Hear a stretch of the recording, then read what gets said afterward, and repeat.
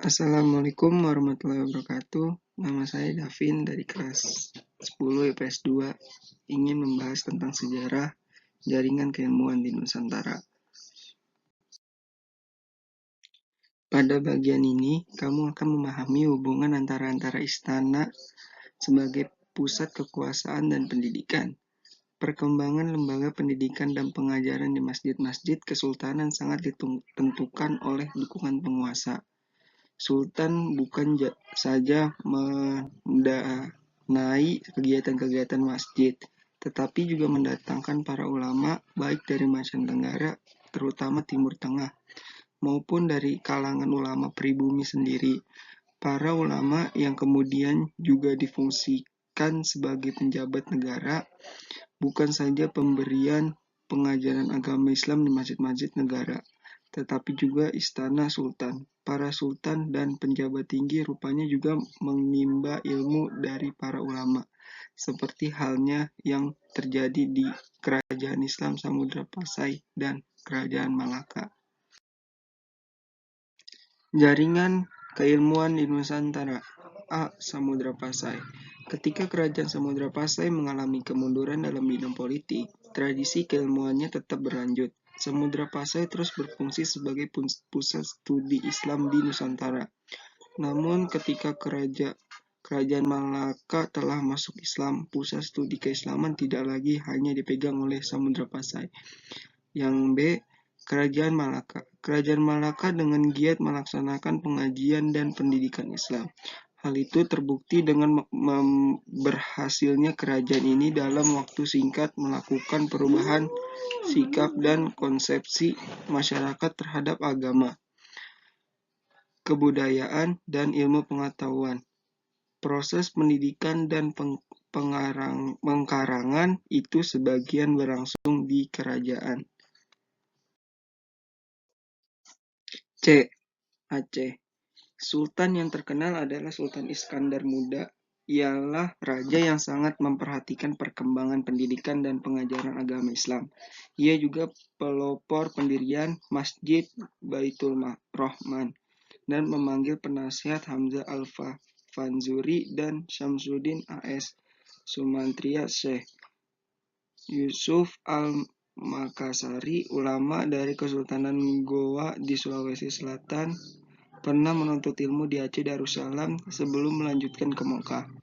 Melalui pengajaran Abdur Rauf Al-Sikwili, muncul ulama Minangkabau Syekh Burhanuddin Ulakan, Minangkabau, Syekh Abdul Muhyi Al-Garuti, Jawa Barat.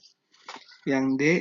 Di Banten, fungsi istana sebagai lembaga pendidikan juga sangat mencolok bahkan pada abad ke-17.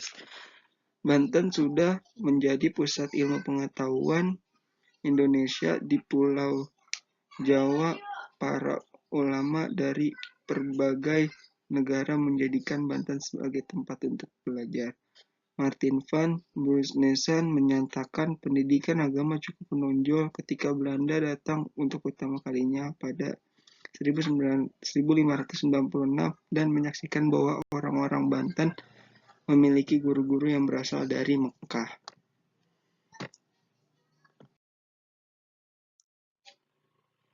Palembang. Di Palembang, istana keraton juga difungsikan sebagai pusat sastra dan ilmu agama. Banyak Sultan Palembang yang mendorong perkembangan intelektual keagamaan seperti Sultan Ahmad Najamuddin 1957 dan 1774 dan Sultan Muhammad Bahuddin 1774 sampai 1804. Pada masa pemerintahan mereka telah muncul banyak ilmuwan asal Palembang yang produktif melahirkan karyanya ilmiah keagamaan, ilmu tauhid, ilmu kalam, tasawuf, tarekat, tarikh, dan Al-Quran.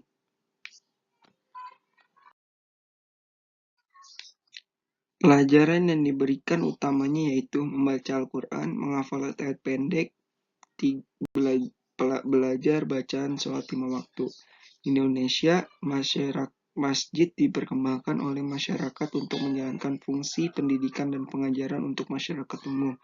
Bahkan karena memiliki otonomi atau kebebasan tertentu, masjid mengalami perkembangan seperti 1. Maunasah Aceh, Pesantren Jawa, Suruh Minangkabau, dan Langgar Kalimantan.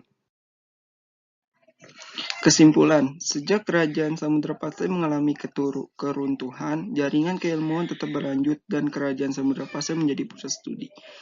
Ketika Kerajaan Malaka masuk Islam, Kerajaan Malaka juga menjadi pusat studi, bahkan dapat dikatakan berhasil menyainginya. Dan kemajuan ekonomi Kerajaan Malaka telah mengundang para ulama untuk berpartisipasi dengan lebih intensif dalam proses pembelajaran Islam.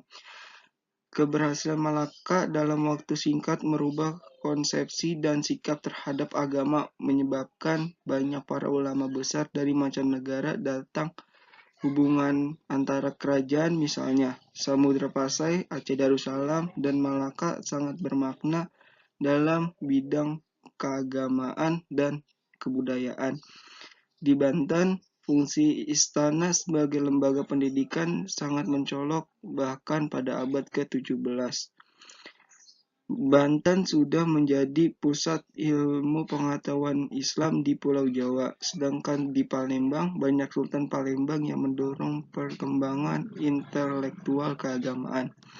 Perkembangannya pendidikan dan pengajaran Islam telah berhasil menyatukan wilayah Nusantara. Semua ilmu yang diberikan di lembaga pendidikan Islam di Nusantara ditulis dalam aksara Arab, baik dalam bahasa Arab dan bahasa Melayu. Selanjutnya, perkembangan pendidikan tersebut sampai ke rumah-rumah dan ke tingkatan yang lebih luas. Pembelajaran yang diberikan adalah menghafal Al-Quran tersebut. Sekian dari saya. Wassalamualaikum warahmatullahi wabarakatuh.